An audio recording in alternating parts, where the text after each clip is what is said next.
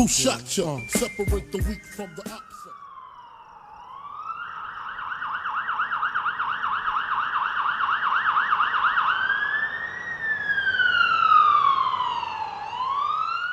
Rap star Tupac Shakur is in a hospital recovering from serious gunshot wounds as a New York jury deliberates his fate regarding sexual abuse charges. And that's what kills me. It's like every time I think this is it, and I go all out to beat that, I win, or I lose, and then I come into the next one. It's worse. It's even worse. Like it's like like the Twilight Zone, because it's like some evil, unstoppable shit that it just won't let me go. It's just got his hands on me, and it just want to see me fail. He knew like it's gonna come one day where when I start putting out this, besides Brenda's Got a Baby, Dear Mama, and when I get really like political on him, I'm gonna be a target. And then what hurt him the worst is like the New York incident where he got robbed in the studio. The Quad Studios. Yeah, he's like, man, for all I do and represent for my people, I just never thought my own people would shoot me. When the white cats pulled the gun on me, I was prepared. You know what I mean? I can react. When a nigga pulled the gun on me, I like froze up, like, oh shit, a nigga gonna kill me? When them dudes put out the pistols to me, man, who was that, man? It was these fools from New York, this gang out there called A-Team. These fools was mad because I told them I wasn't fucking with them no more. See, the girl that did this rape shit, she hooked up with the niggas that shot me.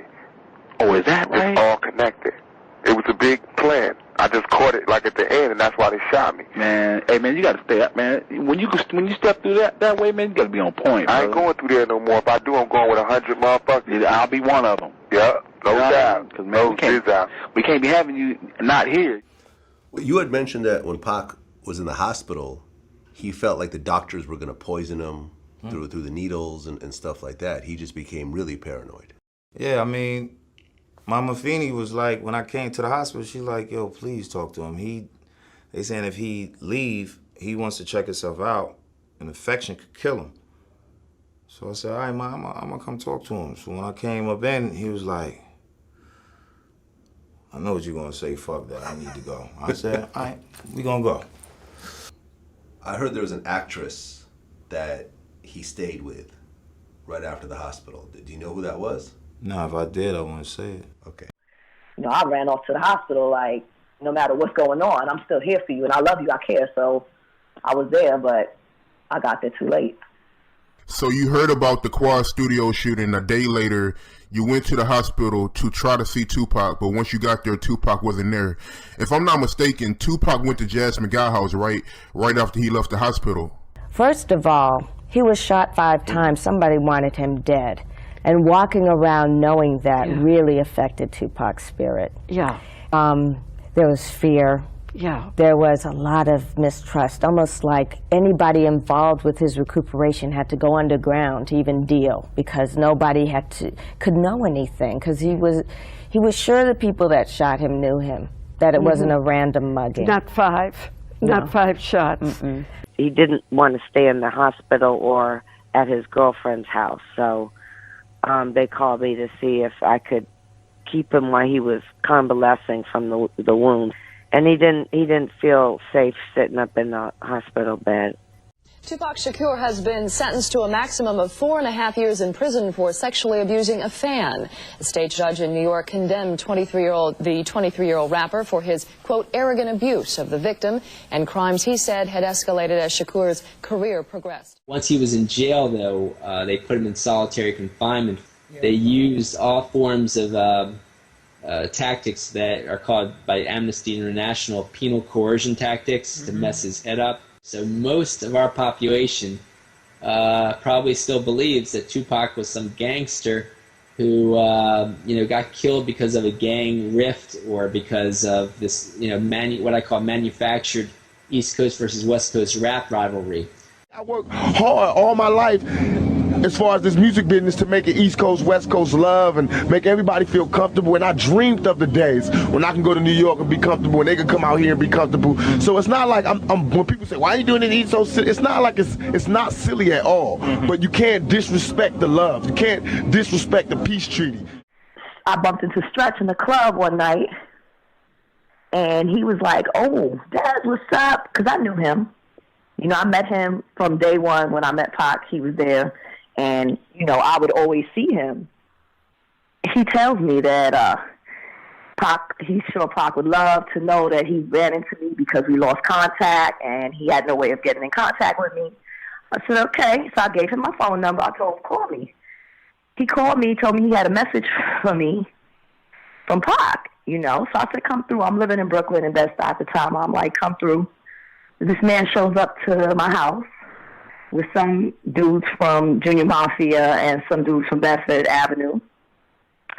And I'm just like, okay, because from what I'm getting, I haven't spoke to Pac, but, you know, the radio interviews and what's going on, the atmosphere is that there's a problem between Big and Pac, that Pac feels like, you know, Big has something to do with him getting shot in that thing. So I'm not really knowing what's going on here at this point, but that already looked fishy to me. Then Stretch comes under the pretense that he got a message from me from Pac. There's no message, though. It's just him trying to holler at me, you know, and that was the second flag. So, you know, after I spoke to him for a little while, I shut him down, told him that wasn't going to happen. You know, that prompted me to contact Pac, because I'm like, this your boy. What's he doing with your enemy's peoples? And why is he trying to holler at me? There was anonymous letters going back and forth. There was strangers making outrageous accusations. And so, yeah, Tupac started believing some of this stuff at first. And then, you know, by the end of his life, he didn't believe it anymore. He realized that in his last album, Makaveli, had a song called Against All Odds, where he says, let me, you know, tell you about this snitch, you know, I mean, an FBI agent named Haitian Jack knew he was working for the feds, of course, Federal Bureau of Investigation, FBI, set me up and wet me up. Yeah. And the set him up was for the sexual assault scene, and that wet me up was where shot him at New York recording studio lobby, because it was an associate of Jacques Agnance, Haitian Jacques Agnance, that lured Tupac to that New York recording studio lobby where he was shot. I have a doctor's affidavit copied in my book showing that there was 2 bullet entry wounds in the back of the skull and 2 exit wounds in the front of the skull. Yeah. And those bullets barely missed his brain. They suspected that, for example, Haitian Jacques Agnant was bad news, and they told Tupac, you know, we're not sure about him. We don't know his origins. We don't know what he's really about. But Tupac was having all kinds of problems at that time. Financially, legally, obviously, they kept arresting him and I think that was part of their same strategy they used against the Panthers, what's called the harassment arrest strategy that was found in FBI documents. And what it turns out is that, of course, that it was eventually found out that he had a miles-long rap sheet of charges up and down the East Coast, according to Tupac's New York trial lawyer, Michael Warren, who got that rap sheet. And all the charges were dismissed. And Michael Warren said that's a sure sign of a police intelligence agent. They just didn't realize how much U.S. intelligence, you know, how many resources they would put into targeting Tupac. And all I was doing was like, give me my proper etiquette. I got shot. I'm like, yo, what happened? Come see me in jail.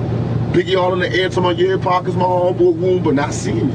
My homeboy Stretch is going to Biggie's concerts. Niggas is like abandoning me. Niggas is just gonna act like I'm gonna just be in jail and they gonna give me shout outs and try to take my position. And if you watch, that's what Biggie did. Listen to us. I was there, nigga. I trained the nigga. He used to be under me like my lieutenant. The nigga, I used to come to New York. I used to do shows and let the nigga come on before I did Keep Your Head Up and Get Around. Because nobody knew the nigga in New York.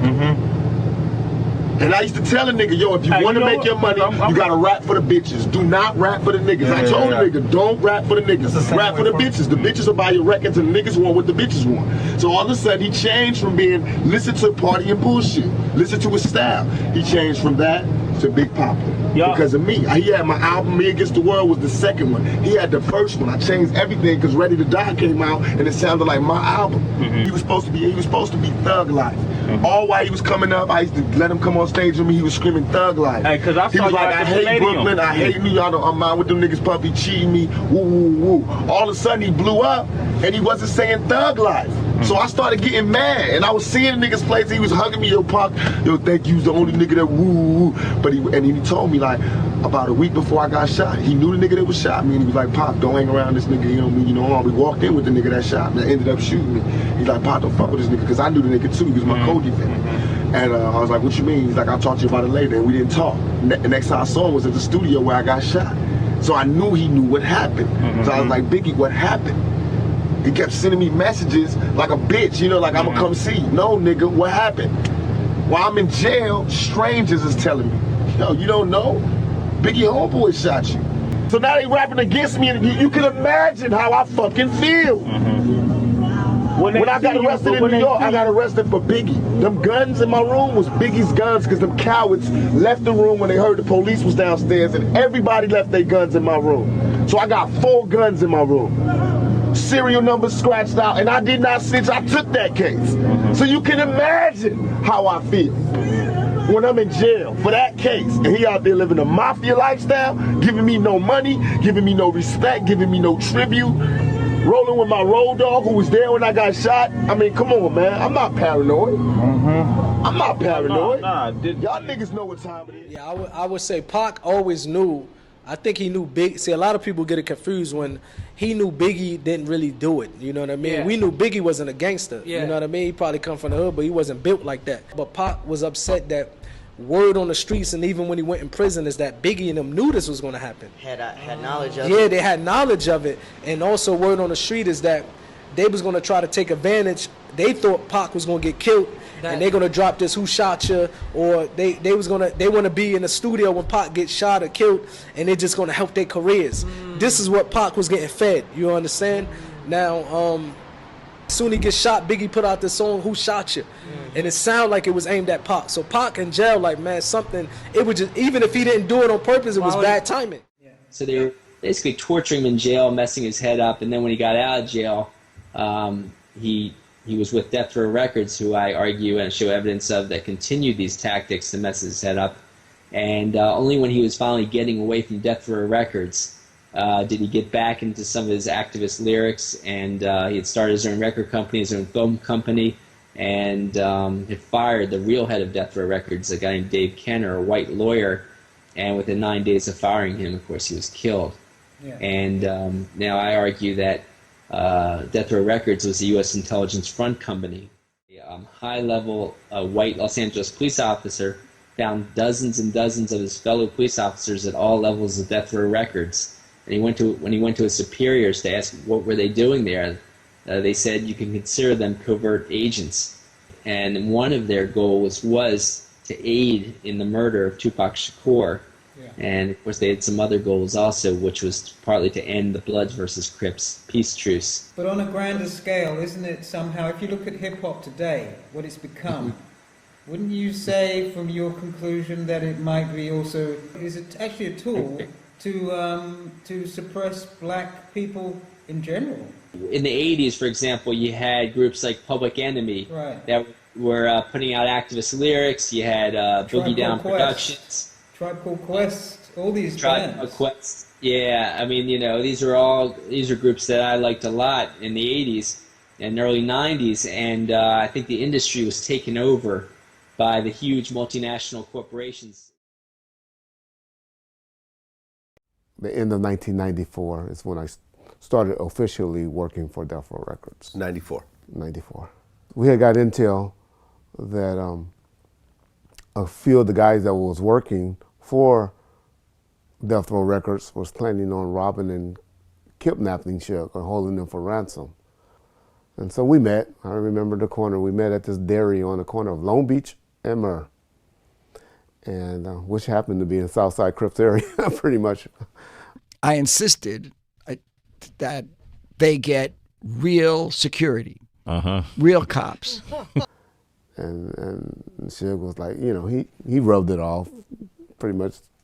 I don't know if he believed it or not, but, you know, knowing Suge, he just like, yeah, well, I'll deal with that. I don't believe that. But that's why y'all need to be over here watching my back anyway. Well, this is what happened. I insisted they get real police because I didn't want to. I said, I just can't do this anymore. You know, this is crazy. I come to the studio and there's all these guys and it doesn't feel like, you know.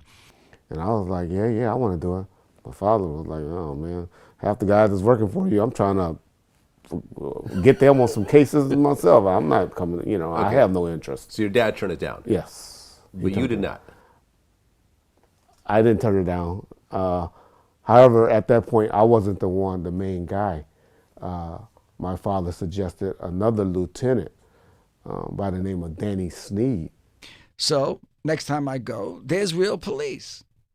An incident at the El Rey Theater. Well, when I worked at Death Row, when I saw the first person get killed in front of me, that's when I realized this stuff is for real, man. These fuckers ain't playing around, buddy. And yeah, El Rey Theater. Yeah, but I don't remember any of the incidents. That was the dude that got beat up so bad. He got. I never seen it. I mean, I never saw anything like that in my life. But no, I mean they split his head open and it just the guts went. I mean his head and it just was like whoa. I was just like whoa. And then the crazy thing was, the next day at Death Row, they're back like nothing even happened. And this company, Code 4 Security, was the security company, and I had some disagreements with the way things were done and felt that they didn't do things that they should have done.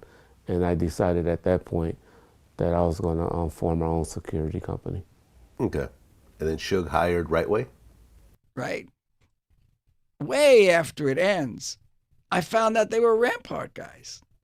Eventually, yes, he hired Right Way, or I hired Right Way as, you know, the director or the chief of security for Death Row. In 1995, there was the Source Awards. Seen a car full of girls, ain't no need to tweak. All of you search know what's up with 213. First of all, I'd like to thank God. Second of all, I'd like to thank my whole entire Death Row family on both sides, you know what I'm saying? I'd like to tell Tupac to keep his guards up. We ride with him.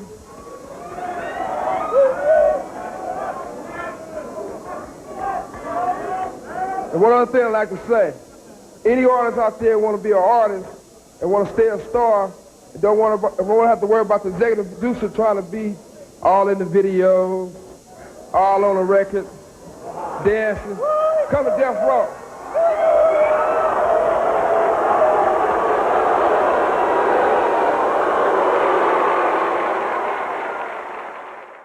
The East Coast ain't got no love for Dr. Dre and Snoop Dogg and Death Row. Y'all don't love us. Y'all don't love us. Well, let it be known then. We know y'all East Coast. We know we at East Coast and out.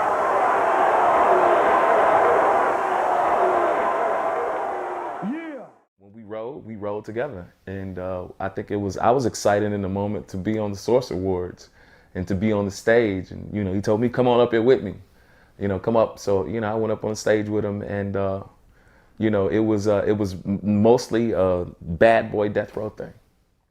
But at that point, what he was doing, most people don't know, he and I had just got off a plane from signing the deal, and David Kenner, with Tupac Shakur. Now, you actually were with Suge when he started visiting Tupac in jail. Yes, I was. Okay. So describe the first meeting that Suge had with Tupac in jail.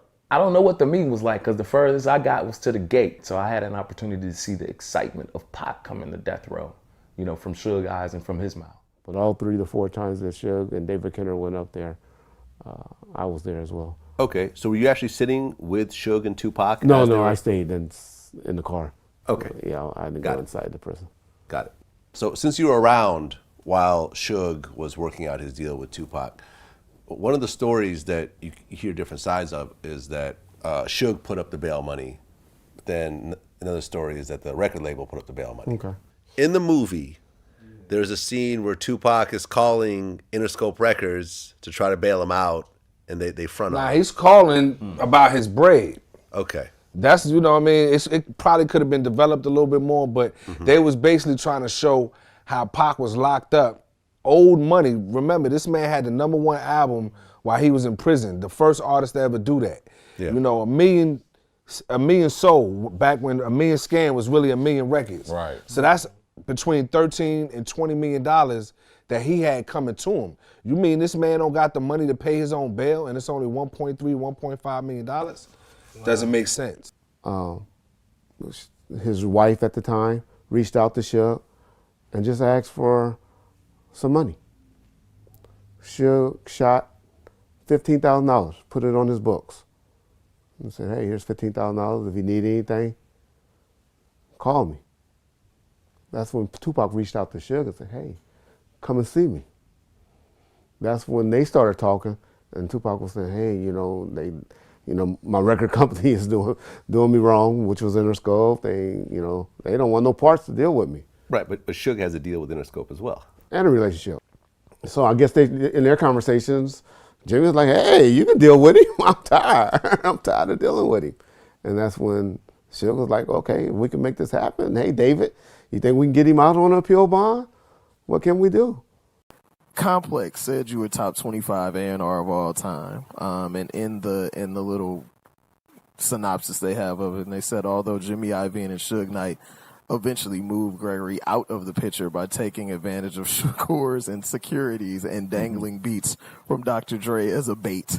Do you think that's an accurate account of how you guys' working relationship ended, or is that hip-hop folklore, which a lot of that's actually, yeah, because that guy interviewed me. Okay. So that was pretty close. Okay. The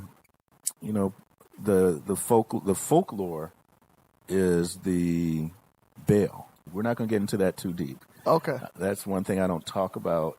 I will talk about it, but I just don't generally talk about it. I never. What I will tell you is it's folklore. Okay. And I have the paperwork back there in the office. Wow. You got to show it. We won't take a picture. I got to see that. It's literally 100 pages because it's part of his whole when he was released from jail pending appeal. So it's I have the whole appeal package. Wow. And myself, maybe the lawyer, maybe the estate are the only three people that have it. If maybe I'm the only person that has it, I don't know. I mean, I've never asked.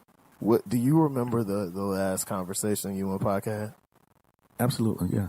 Would you care to share? Is it too personal? No, I mean, it was really very simple. It's like, do you want to call Sugar? I'll have someone else call him. Because I want to, when I get out, I want to sign with Suge because I want to do beats with Dre. I want to do songs with Dre and Snoop. That's the only way I can do it. You can go with me or you don't have to. It's up to you. And I'm like, I don't see why you have a #1 record in the country right now. You're in jail. I get that. I totally understand. We're working on that. But you have the #1 record in the country. Why do you need to go somewhere else and do something with someone else? Yeah, that's tough. Yeah. So back to the Source Awards. They go and do this presentation, they do this performance of Murder Was the Case. I rock rough and stuff with my afro puff. I rock war with my bad self cause it's a must. It's the lady of rage still kicking up dust. So If you look closely, they had it where they had each artist, when they were singing their verse on the Murder Was the Case soundtrack, come out of a cage. If you look closely in the cage to the far right, Tupac is in there. We got a big picture of Tupac, and we had placed that picture of him inside of one of the cages. That was really Suge's way of letting people know that Tupac was now signed and was going to be with Death Row. Okay. And that he had Tupac's back. And so he was starting his beef with Puffy then for Tupac. It was a power move for Suge. Suge was already beefing before Tupac. This wasn't just Tupac and Biggie. Suge was trying to get at Puffy and trying to bully him like he was bullying everybody else. You heard the Andre Harrell story. You heard many stories. The Andre Harrell story? You didn't hear the Andre Harrell story? Well, I guess the rumor was that Suge beat up Andre Harrell to get Jodeci out of their contracts. That's the rumor? That and more. So he wanted to sign Jodeci and Mary J. Blige, and he got them released. Yeah. From their contracts, and they signed with Suge's West Coast management. Mm-hmm. As for Andre Harrell, he told Newsweek in March of 1993 that he hired security services from the Nation of Islam.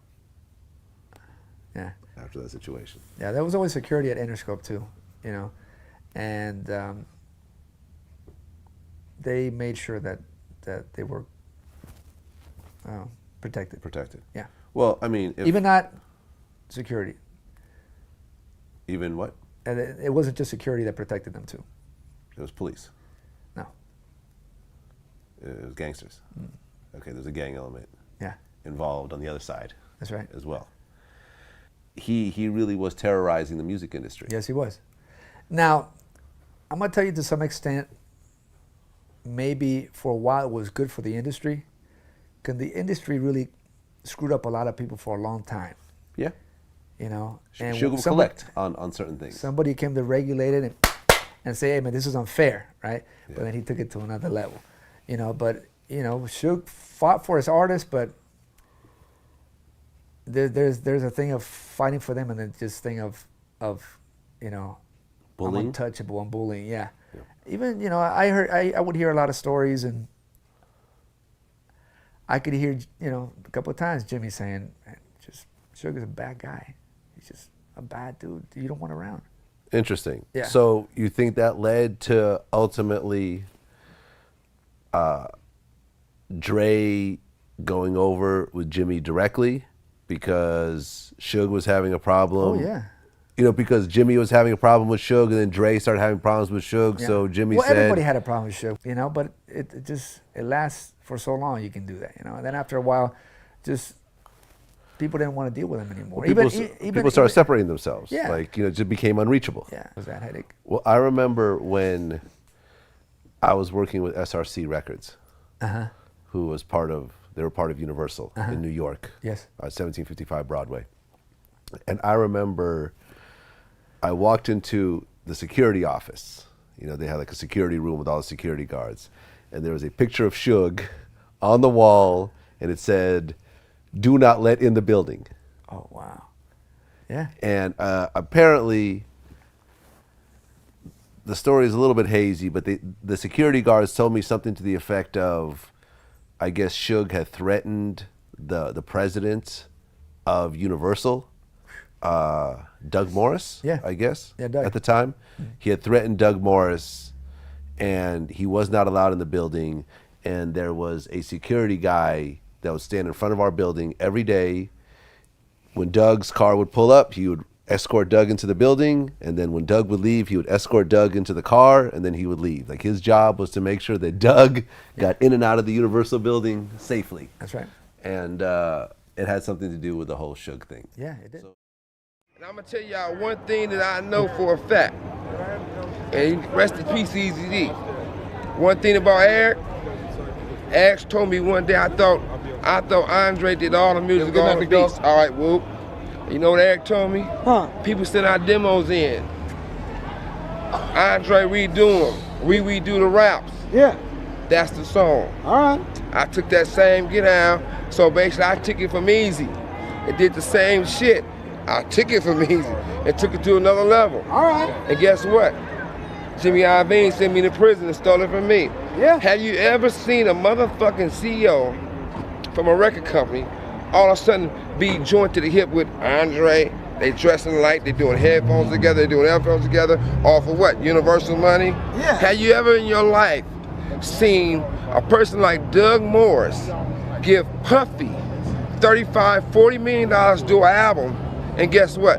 Did they not label, not flop? Did none of the records do anything? Yeah. Did they not drop them because of that? Yep. So how is the fact that Jimmy Iovine, who's Doug Morris' protege, turn around and give Puffy the same deal for the same amount of money, and guess what? That's flop. You know one thing about me, I don't care any Hollywood, any on the streets, especially Hollywood rappers. Yeah. We can get our paperwork. Yeah. And see what all we ever been arrested for. I guarantee you, it's never been nothing for me but straight real and violence. Ain't no, you ain't snitching. No. I ain't never in my life told. You'll have a 90 motherfucker walk down the street and said Suge Knight killed Tupac. When everybody know off the top, I ain't the killed Tupac, I'm the protected Tupac. Yeah. But at the same time, bitch ass Puffy can give him a star, and every rat in the world said he didn't want to kill Tupac. Yep. Or had him shot. Yeah. You know what I mean? But if you notice, it was a rat on television saying he the one did the shooting, this happened, that happened, this happened, that happened, right? Right. If you think about it, right? Right. Why you think nobody been arrested if they said they the one killed Tupac? So they do this, this performance, the Source Awards, and there's a picture of Pac, as you say, In the cage. in the jail cell. That's when, and he was signed. Most people don't know the deal was executed. Yeah, he was already signed at that And point. Pac knew he was on his way home. Yeah. On the appeal bond. So Suge gets presented, the Label of the Year award. Yeah. He gets on the mic, and he basically disses Puffy. Correct. You guys go to the tunnel afterwards. Correct. And then Puffy and Suge run into each other? They didn't run it. Well, yeah. We went to the tunnel knowing that they were going to be there. Yeah. But they came over. Puffy talked to him. People around not know what the conversation was, so it seemed to be tense. But, Puffy, Suge. I really couldn't believe it because homeboy, me and him were friends. But at that day, it was tense. Everybody was talking. But Suge and Puffy were cool at one point. I done been over with Suge at Puffy office where we done missed planes where they want to talk. Yeah, he would pick me up from the airport. Wow. Never heard this before. Yeah. I mean, we got to break some news here. He picked me up from the airport, the whole entire thing. And so to make a long story short, this is where the after party's at, of course, at the world famous tunnel. Right. And so then when I ran up and I asked him, and he said, "Nah, I was talking about Jermaine Dupri." Oh, he was talking about me. Right. Yeah, that. Yeah. Well, I which, guess we got an which answer. side do you think is a little? Come on, man. Y'all know better than that. That's not. I mean, we was there. I was there. At that point, I was scared because I know that the wolves that was with me, they was like real live wolves, and I got in. I didn't get in to hurt anybody. Him and Puffy was at it before Tupac even touched ground in L.A. And I think Puffy just wasn't biting into the shit. We lost a homeboy, Big Jake, out there, got killed in a shooting. You know what I'm saying? Suge came home. How the fuck is that? Shit that people don't know is that beef between Puff and Suge started at my birthday party. Okay. Whoa. Segue. Facts. Okay. Wow. It started at the Source Awards, but I'm saying for Like to on get, some real once it got real. So you're saying like Big and maybe Pac might have been like. They ain't even had nothing to do with this. Yeah, but it affected Yeah, it went into that, but they ain't had nothing to do with this. Right. This was all like CEO to CEO shit. That's what I'm saying. Like, I invited Suge to my birthday party. Suge came to my birthday party with just him and his one dude. Right. I invited Puff to my birthday party. Puff came with the whole Bad Boy crew. They had beef from that Source shit. Right. But I wasn't ever even thinking like it was no real beef. I wasn't even invited. I wasn't thinking about it like that. Right. But the whole night went. The party was great, beautiful party. Everybody had a good time. Then we went to this after party. We went to the after party. I guess Puff and Suge had some kind of like said something to each other before, whatever, at my party. So when they got to this after party, Suge came to the club, and Puff went outside. They were in the middle with Puff The and middle Suge? middle of the street, Puff and Suge. Wow. Outside in Atlanta. And this is at your party. Yeah. Is it a calm conversation or they? No, it's not a calm conversation. Okay. But not it's a just them. It's a very hostile conversation. And their cruise is Ain't no crew. I mean, Suge wow. has got one person. Puff got a crew. Suge got one dude with him. Okay. Right? Suge was in some shady shit, doing too much, and trying to flex. And he didn't have his bodyguards like he normally have. So he was out there thinking people is like really scared of him now. He couldn't take advantage of that this time. Puffy and them wasn't biting into that shit this time. Right. They had their own. Yeah, he had killers too. He had people with the He had business guys too. like Wolf and everything else. That was ready to go. Yeah. And all I know is Puff started drinking his champagne while they was talking, and Drink I some guess more somebody champagne. must have said something to him. And next thing I know, Wolf, rest in peace, he let off a shot and let off a couple of shots, and Suge Man got killed right there. Wow. In Atlanta. Wow. God That was the bless. beginning of that whole shit. You're working with Death Row, and then Pac comes out of prison in joints. Correct. And you were there as that's happening. I think he stayed in New York for a day, to be honest, when he got released. Yeah. And then he got on a plane. I don't know, I forget how that happened. But I remember picking him up about 5 p.m., 6 p.m. on a day, his first day from being, coming to LA. Okay. But when he came, it was like, from the day he came out of jail, from the day he got off the plane, he pulled up to the back door, man, and fell out. Actually, he fell out. The first thing he did was fall out. He like passed out completely, like bam. And they think he did a whole bunch of songs that day.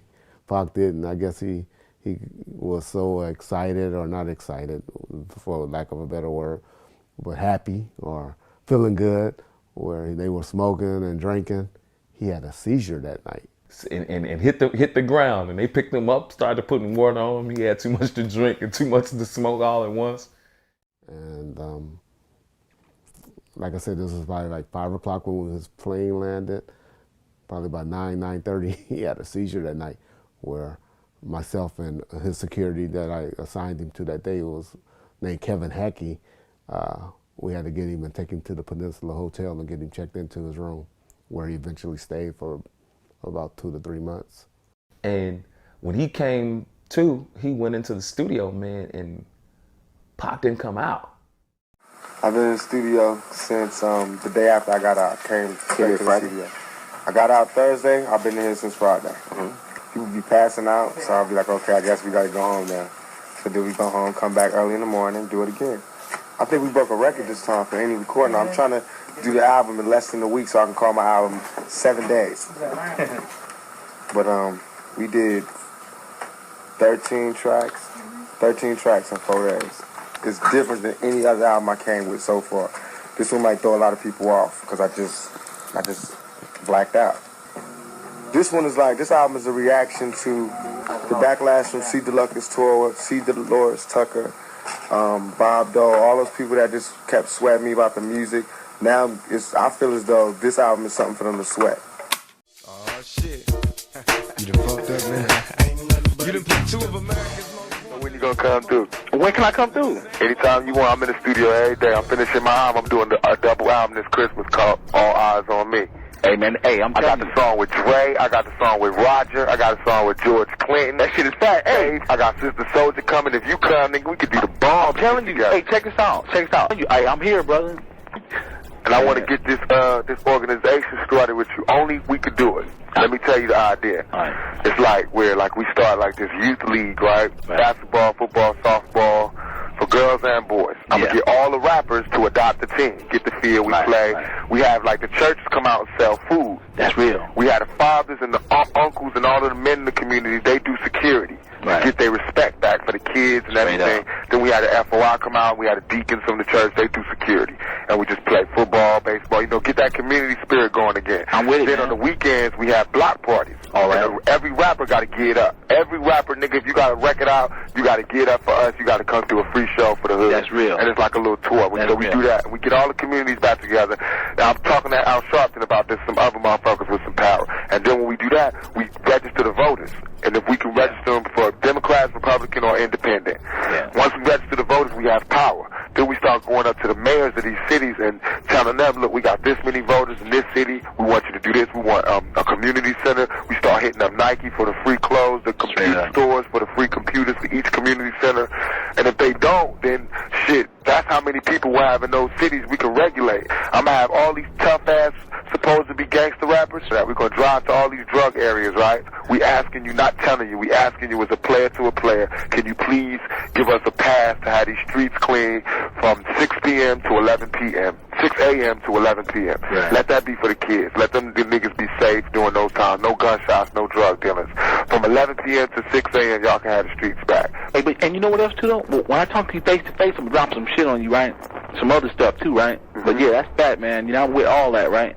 And that's my type of work. Yeah, we need power, man. I'm telling you. Hey, dig it, man. How's Mom's doing? She doing good. We just had a show in Vegas. Did she? We had a big-ass show in Vegas, me and the dog, because I'm on death row now. Yeah, hey, man, congratulations. Thanks, man. You happy over there? Yeah, that's all right so far. So, let me tell you. Hold on 1 second. All right. But what Suge really got a bad taste with Puffy And when he was already kind of not feeling Puffy was because it was a fight, and we were already having Club 662 open where we were doing the parties at the club, and Biggie was hot. And Suge asked Puffy to have Biggie to come and perform at the club. And I think Puffy demanded something like the door, where Suge to start he should have just got a fee. And at that point, Suge just told him, "Oh no, well I have the Dog Pound, or I have somebody else perform." But when that conversation happened, I think the Big Jake incident happened at the Jermaine Dupri party before Tupac came on. So it was a little bit before Tupac, but that incident, all of this stuff happened after the Sorcerer Wars, which Okay. we know the Sorcerer Wars was in August of '95. Okay. You know, you also hear about the incident of Suge making someone drink piss. That happened allegedly at a Christmas party. Okay. Where one of Mark, I think his name was Mark Anthony Vail or something like that. One of a guy that was working for Puffy and Death Row. he was working with Street Team. If y'all knew anything about Street Team guys back then, they were independent contractors that worked projects for every record company that was hot at the time, especially the urban record companies. That incident was later found, or I think he signed a agreement and a settlement where he said Suge wasn't one of the ones. It was Dr. Dre and a couple of other people that were the ones that had assaulted him. Okay. Well, but wasn't there some sort of altercation that happened where Suge and Puffy were the same club and Suge's friend gets killed? Because I remember there was some sort of, I think it was like the Biggie and Tupac series that they kind of reenacted it. And there's this scene where Suge is like blaming Puffy for the, you know, indirectly for the death of his friend or something like that. Yeah, he blamed Puffy or his boy Wolf. Or in entourage for that incident. Okay, Wolf is now dead. Yeah. Yeah. Okay. I got it. So now it's heating up. Personal now. And then we have the shooting where Biggie get on the radio and pump up the Dog Pound trailer getting shot up. Right. This is like December of '95. Yeah, right. So all of this is going on. Yeah, the Dog Pound are filming New York, Correct. Brooklyn. Biggie gets on the radio, Hot 97. We heard him when we was in Times Square. We heard him on the radio. And he was telling his boys that we was out there disrespecting their stomping grounds. Wait, so he was on the radio, saying this on the radio, on Hot 97? Live on the radio, and they let him like it was the chat line. So that happened the next day. Wait, so the Red Hook Brooklyn incident happened the next day. He was on the phone the day before. We was filming They couldn't in finish Red filming. Hook, Brooklyn, and we was in a trailer, and you just seen. And where did it hit? The first bullet came through the window, and which window? The window behind me. I was sitting facing the door. And then we all looked at each other. Another bullet come through the window. I said, "Oh, so they shooting." Because I heard the first one, but I didn't make it out. I'm like, and I heard something like, And Dog said, "They shooting, cuz." Bang! Everybody got on the ground. The security opened the door and said, "Where's Snoop? Where's Snoop?" All you heard was crickets. And he said, "It's Frank." Snoop said, "Man, get the fuck off of me. Here I am. Man, let's get the fuck out of here, man. Let's go. Move. Get off me. Move. Stop touching me, man. Let's go. Let's go. Let's go." fired up the van, snatched everybody out, threw us in the van, told us to stay down, shot back to Jersey. We was in the hotel in Jersey and got them like flights up out of there within the next couple of hours. Got in that car, we was out, we went back to LA. So sad, real sad, sitting at Snoop's house. Didn't even talk to each other for about a week. I had to stay till the next day. You know, I did damage control on the radio. You know, New York, y'all be having snipers. People be on top of them rooftops and be like, "Oh, y'all want to this shoot." And they sharpshooters, man. Y'all got some good shooters out here, because I don't know how he hit the window directly. Yip. Nobody got hit, though. Nobody got hit, thank God. And then so y'all decided. And we was just sitting there, and one day Snoop woke up and said, "Man, get up. call DJ Pooh and say, man, check this out, man. We finna kick over every building in New York. Through the average motherfucker's mind these days. I'm all ready to put work in. Take 10 steps and turn and shoot the first nigga smirking. Give a fuck. It happened in this Los Angeles park. Snoop's bodyguard shot and killed 24-year-old Philip Waldemariam. Snoop didn't pull the trigger, but he, the bodyguard, and a third man were all charged with murder because prosecutors say they hunted down Waldemariam after an earlier argument. Snoop's attorney claims self-defense and says the DA has an agenda. But the charges haven't hurt his career. In fact, some accuse the rapper of making crime pay, as Reed Galen reports in tonight's Eye on America. As Calvin Broadus leaves the court where he has just appeared on murder charges, little kids clamor for his autograph. What's your name? They know him as rapper Snoop Doggy Dogg. I'm just an inspiration. You look to me as inspiration. A chilling thought to critics of music rife with violence and to the family of the victim. My brother has become just a nameless, faceless commodity in the interest of record companies profiting from his blood. There will be no outbursts in this courtroom. The next sound from anyone is out the door. Go ahead. As to Calvin Broadus. We, the jury in above and trial action, find the defendant, Calvin Broadus, not guilty of the crime of murder in the first degree, in violation of Penal Code Section 187, a felony, as charged in count 1 of the indictment, dated February 13, 1996, Charles B. Foster, foreperson. If you hear about a lot of the artists, some of them used to be on death row, some on other labels. You might hear them getting caught with drugs, getting caught with a gun, stab somebody, do those type of crimes. They're not gonna come to prison. One of the reasons they're not gonna come to prison. Snoop? Well, Snoop would never come. I mean, Snoop was on, we beat a murder trial for him, but then he was on probation. Then he got caught with 2 ounces of marijuana. Then he got caught with guns. And each time it's nothing. They're not gonna violate him. Because for the street guys know what I'm talking about. There's no puzzle. I mean, if you get a guy that constantly getting in trouble and never gonna come to prison, that's because he's an informant. He's a rat, a snitch. Yeah. And they're more important to the police on the streets than in here, because they let them know what's going on. They might say they sold by telling on 3 or 4 or 5 other guys. I'm from Compton. A rat is the lowest you can go. A rat will do anything. But you don't think Snoop was a rat? I mean, Did things change once Tupac arrived? Well, Suge stopped hanging out with Danny Boy as much, and Dre and Suge never really hung out, going to clubs and stuff. We would see them at the House of Blues. We'd bump into Dre and Bruce and his security guy, at clubs and stuff like that. But to say that they were hanging out and going out together and stuff like that, no, that wasn't their relationship at all. Mm-hmm. And mainly because Dre was mainly on house arrest at the time as well. But Suge and Pac was together when you're going out to clubbing and stuff like that. Every time they went out to a club, to the house, and mainly the only clubs we went to was the House of Blues. To be honest, we didn't go to Roxy or Bar One. Suge and I would go to Bar One a few times on Sunday nights, but they wasn't hanging out like that. Yeah. Okay, so Pac and Suge got real close. They were real close. Okay. And at one point, Dre wanted to leave. Yeah. I believe it was all behind Michelle, but... Right, because Dre had a baby with Michelle. Correct.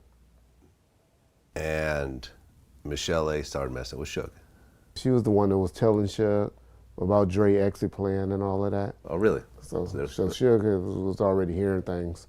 The conflict was Dre didn't want to be around all those criminals. And eventually it got to the point where Dre just stopped doing anything.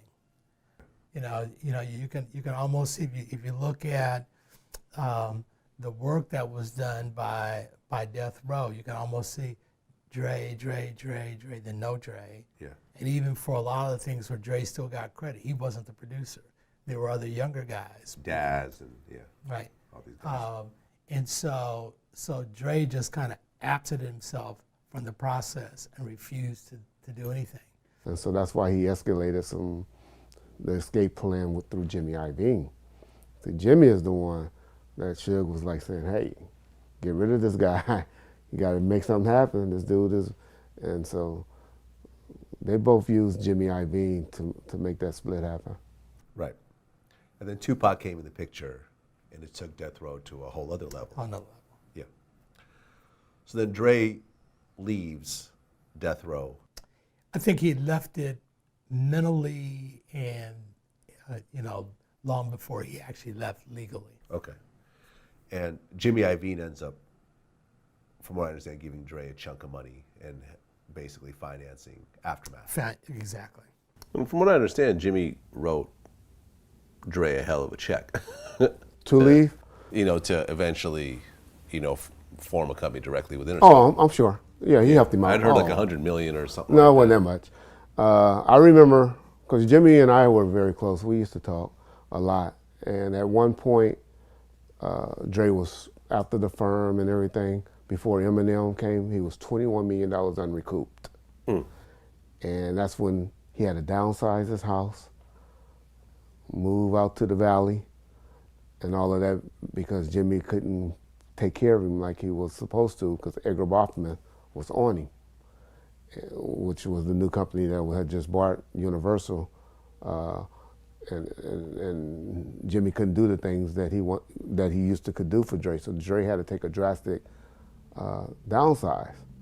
So what happened at the Soul Train Awards? Soul Train Music Awards. But what happened was Suge, we went through the back. It was Suge was driving one car.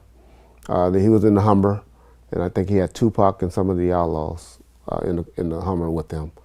Myself and Frank Alexander, the security that was assigned to Tupac, was behind them.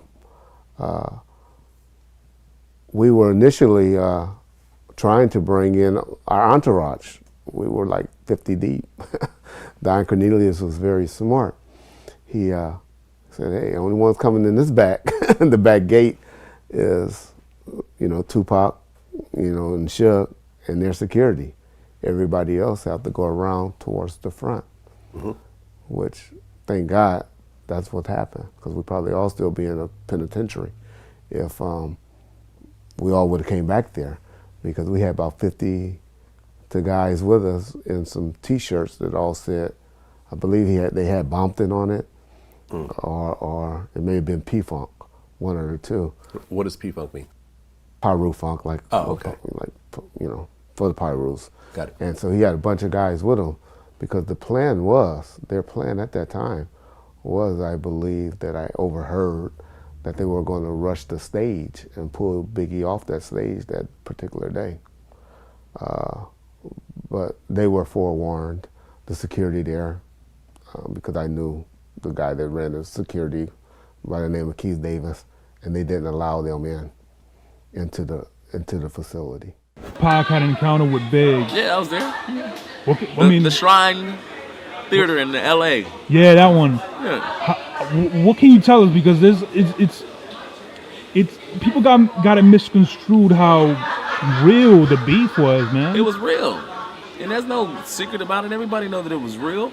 People think that it was just to sell records. Oh no, hell no. No, man. I was in bulletproof vests every day with security. I heard that particular day guns came out. I mean, that happened. That happened a lot. That happened a lot. But before it really not really that day I'm there. We was walking in the crowd and we were just pretty deep. One funny thing I heard is like Puff went.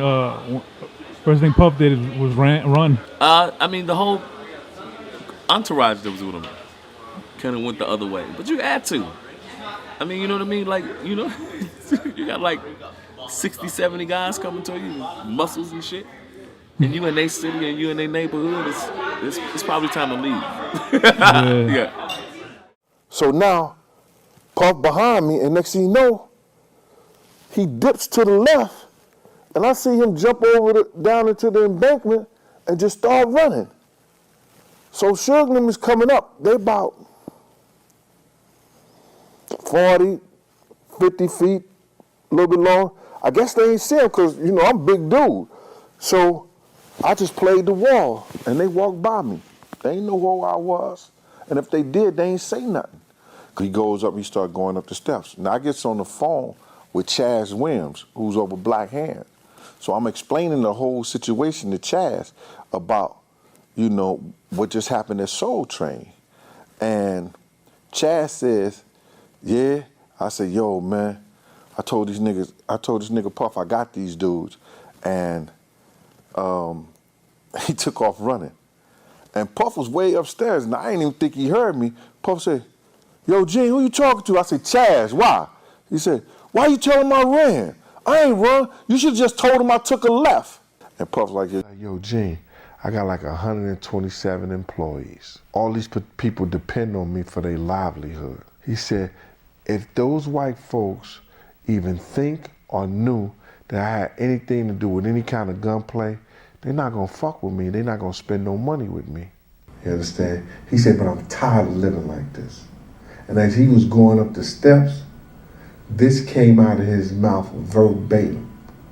He said, I don't give a fuck if Pac gotta die. I don't give a fuck if Big gotta die. I don't give a fuck if Suge Knight gotta go to jail. I'm tired of living my life like this, and something gotta change. Was Dre already on the way out when you guys arrived? I mean, it was talks about it. You were here, yeah. You know what I mean? But every time we see, I seen Dre, I didn't see that. You know what I mean? I didn't see that. Like one of the last conversations I never forget was on the set of California Love, and you know, Dre hit him up and was like, yo, I love that fucking record. I want to shoot the video. I want to direct it. Wait. Hit 'Em Up was already recorded when California Love. The first we had a version of it. Yeah. We had a version of About Biggie? Yeah, about a lot of people. Before he even got out of jail. Oh. We had planned that record, sitting down in Dannemora.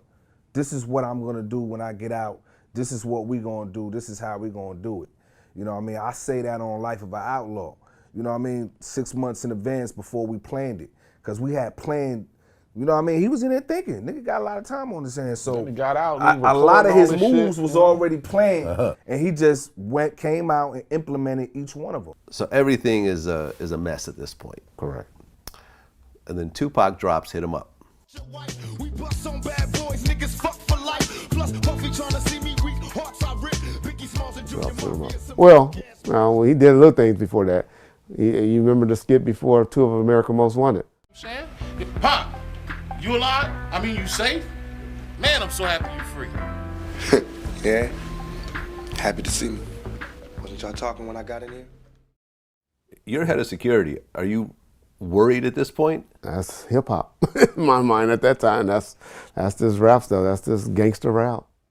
Because it wasn't really an East Coast West Coast thing at that point.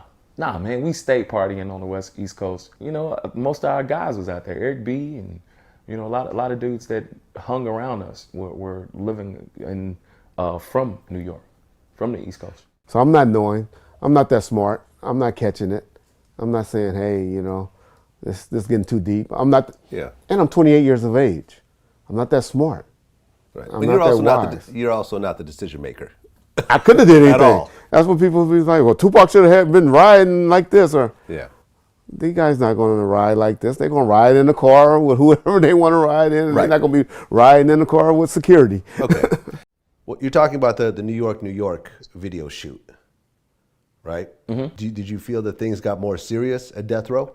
Nah, it was already serious, man. I wasn't even there for that, but it was already serious. It was serious before that happened. It was serious. It was always serious. So you would actually go outside with a bulletproof vest all the time? Every day. I had a security guard that I wasn't able, especially going towards the end, I wasn't able to move around without security at all. I knew Pac for years, since the Bronx. And I was going through a rough time. And a friend of mine told me, man, why don't you go to the West Coast, man? You know those guys, you should go over there, man. I was like, yeah, but everything is going crazy right now. This coast with that coast, and you know, I mean, I ain't involved with any of that, but he's like, that's your boy, ain't it? That's your boy. I'm like, you damn right it is. So I called 411 and said, give me the number to Death Row Records. And they was like, okay. I called, hello, Death Row Records. Hey, my name is da-da-da-da-da, and I want to leave a message for Tupac. That's it? Yeah. Hung up. 20 minutes later, looking at the beeper. Beeper, y'all. Beep, beep, beep. I'm like, 310. That's a new area code like West Hollywood. They just made that area code. Remember when they started putting extensions to the area codes? So I called like, hey, somebody page me? What's up, my nigga? They gave me 2 plane tickets. I left 7 a.m. the next morning, straight to LA. I get there, there's a sign with my name on it, waiting for me with a limo. Drove, I got to the movie set. I'm like, I remember this place. I've been here before. I get out, there's the sheriff there. The FOI is there. All of these big swollen gangbanging dudes is there at the fence. So I got my bag and I got my buddy with me. I gave him another ticket. The guy who told me, won't you go out there? I was like, I'm gonna let you meet him now. He's like, cool. I had one little carry-on bag. Put the carry-on bag on the table because they was like, we got to check your bags and all this. I started laughing. I'm going, oh, snap. My little man is a movie star now. This is crazy. They said, we got to take you to a holding area. Before I could get to the holding area, who come running in between the trailers? Ah! He trying to pick me up. I don't believe you came. I don't believe you came. Everybody's scared of me. Look at my little ass. Greg, what can I do to somebody? But you called me. What you got in your last album on Def Jam? I'm gonna get you 50,000 more right now, right here on the road. They say we don't put out no positive hip hop. Your music is fun. People love it. They love you in Cali. They love you in New York. Man, you know what? Let's do your first single tonight, and I'll do the hook, and we'll just bug the world out. He was like, you don't smoke no more? I was like, yeah. He's like, you don't act like it. Grab the ounce of the bud. Roll up. It was just going crazy. He's like, man, he kept looking at me going, I love you so much. I don't believe you used to let me hang out with you, man. Nobody knew me. That's why I love you, man. And from there on, man, I was there for the last 30 days of his life. We've recorded about 7 records. Okay, and was that supposed to be the One Nation project that Tupac was doing? Yeah, I actually helped him put that together because he thought Eazy Mo B was upset with him. He thought certain people was mad at him because of the things that he was saying on records and stuff. And I told him, like, Mo ain't mad at you. He's like, he's not. I'm like, hold on, let me call him. Yo, Mo, what up? Here, talk to Pac. He's like, ah! They screaming and laughing. I'm like, see, I told you, man, your boys love you. And he's like, yo, you want Primo to do some music with? He's like, yeah. I'm like, I call Primo. Yeah, you want to come and work with Pac? Yeah. I'm like, you want to get Fat Joe in it? He's like, yeah. I'll call Fat Joe too. You want that? He's like, do you know how to reach the other guy, Buckshot? I'm like, yeah. And we started doing it just like that, and it started happening, man. It was going down. He's like, I gotta fix this. I gotta fix this. Tupac called us. We was in the studio, and I'm like, yo, what up? He like, what up, man? Yo. I just came home. Ray. Yo, I want this, that, and the third. I want to do this album with y'all, man. Word up. I want to do this album called One Nation. You know what I'm saying? Because he was like, I don't really rock with dudes like meaning like that. He said y'all was one of the only dudes that bigged me up when I was locked up. Y'all, we gonna have Bone Thugs from over here. You know what I'm saying? This one from here, we gonna go to Atlanta, so we had a vision. And he said, yo, when can y'all come out? I said, yo, nigga, ASAP. Said, you come out like tomorrow. We flew out. That was Friday. Saturday, we flew out Monday. I actually made a list of all the people that were supposed to be in One Nation. So it was, you, of course, Smith & Wesson, Greg Nice. Yeah, Greg Nice. Scarface. E40. E40, Bone Thugs. And the Outlaws. Outlaws. Of course. And a lot of people don't know LS, who was Busta Rhymes' cousin. LS, he was getting the game too. He was one of the dudes that did the hook on some joints. He was a warrior. So yeah, at one time, if it was, he wasn't dissing the East Coast, he was dissing certain East Coast rappers. He wasn't dissing the East Coast, he was dissing certain East Coast rappers, and he wanted the world to know that One Nation is about us respecting hip hop in the streets as a culture or as one nation. So, Pac is getting ready to do the Makaveli album. Right. Number one, what was Pac's reason for not naming this album a Tupac album? Like it was a completely different name. Well, you want to tell him? No, go ahead. I live. Makaveli was his solo album from the Outlaws. He made it a point, at least to us, to be like, yo, I'm a part of the Outlaws. He was it's in the not group. Like it's not like Tupac featuring the Outlaws. It's the Outlaws. You know what I'm saying? We the Outlaws. I'm going to put my solo album out first, though, just to make the shit bigger.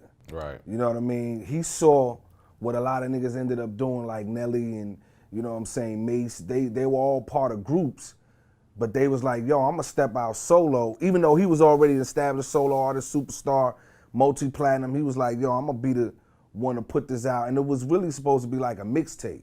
You know what I mean? It wasn't like supposed to be an album. Right. You know what I'm saying? But Suge, being a businessman, heard the Right. music and was like, oh, hell nah. And the whole CD plus extra songs was recorded in 3 days. It was 3 days. 3 days, man. So it was like, you know, we're gonna set the streets on fire with this shit. You know what I'm saying? Real quick. Yeah. And he really was a visionary because he saw what mixtapes was gonna become. He Right. kind of was, you know, kind of doing the template in a loose kind of way to what 50 and a lot of other dudes that established their careers off of mixtapes ended up doing. Sure. You know what I mean? And he really was on some like, yo, I want to give my shit to the streets, directly to the streets. You know what I mean? I don't even want to be like a hip hop artist because like he had plans. You know what I mean? He had plans to take himself out of hip hop completely, and the only time you was gonna hear him was on our projects as the Outlaws. Tupac and Snoop were beefing right before the shooting happened. Now, you guys were there when that happened? Me and Napoleon was. Yeah, I was there. Yeah, okay, I was so there. tell me about that situation. It definitely was some tension. You know what I mean? Snoop and them, he had just went on, I think it was Angie Martinez, and you know they asked him the question, you know how he felt and if, you know, Big and them, how he felt about Puff and them. He was like them as his homeboys, which they was. He been had a relationship with him, and you know Pac just, you know, in the midst of hit him up, and you know the rant that Pac was on, you know, not the rant, but the wave he was on at the time. You know what I mean? And he didn't like it. You know, Pac was angry not only because they said, not just because of that interview. A couple weeks before that, people don't know that Pac and Snoop did songs dissing Biggie. I remember hearing it. You know what I mean? So Pac looking at it like, okay, you dissing songs with me, you riding on my enemies together. You know, because Snoop got his trailer shot up one time, and when they came back from New York, they just started doing songs going at him.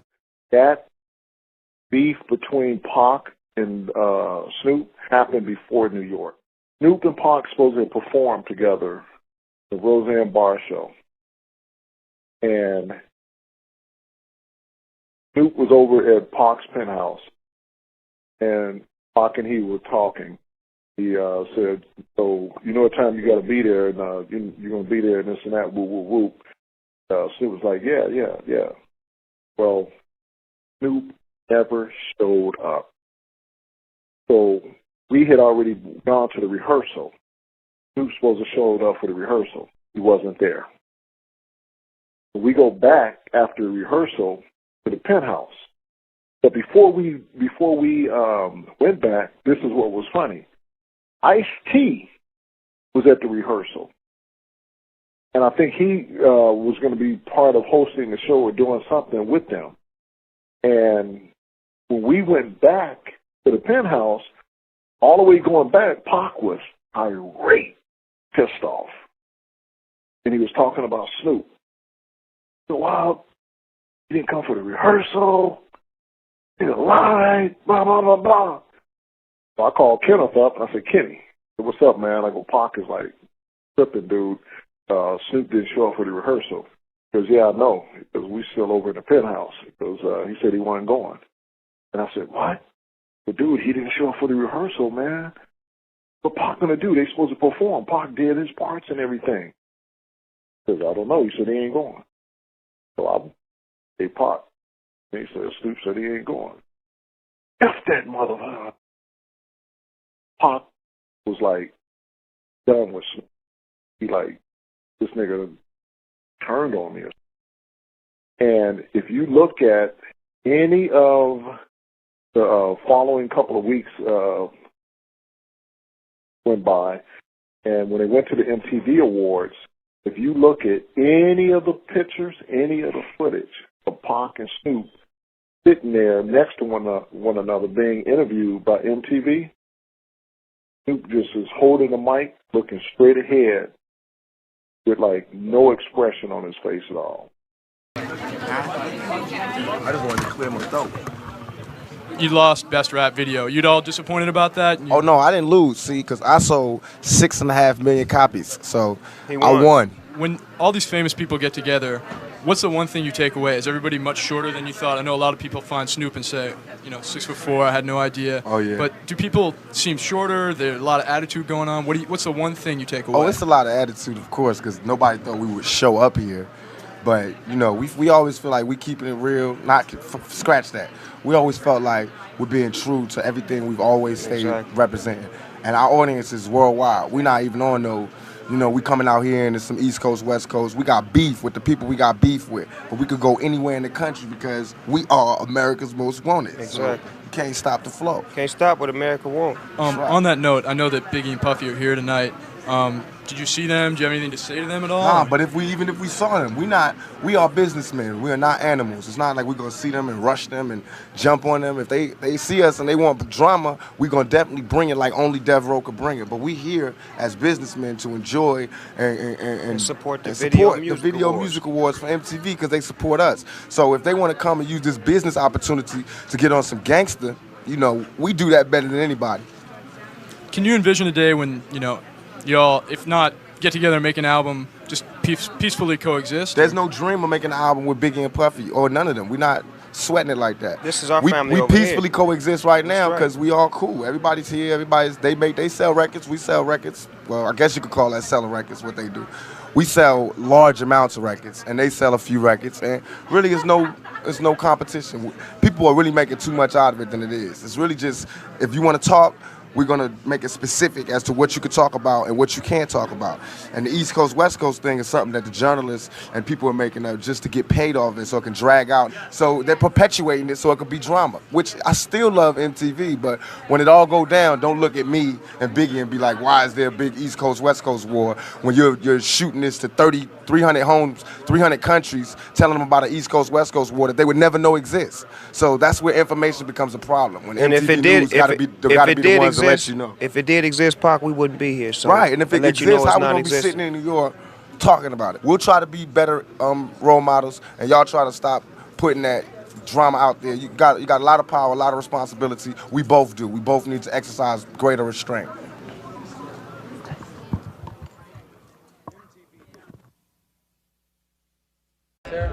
All right, still hanging out at the after party, and with me from Death Row. Introduce yourself, my man. I'm Suge Knight and Tupac Shakur. All right. Now here's the deal. First of all, can you tell us what you actually thought about the actual rap category in terms of? I mean, I saw Coolio win, and I was like, sorry. It's like this. For us, anything with awards, wouldn't even think about that. He got an album out there. He sold 6 million records. He sold 3 million singles. He got another album coming out, Makaveli. Snoop got an album coming out. We just move forward. We don't even get caught up in that type of shit. All right, man. Can we talk about Death Row East? What is exactly happening, and what can we expect from it? You believe in God?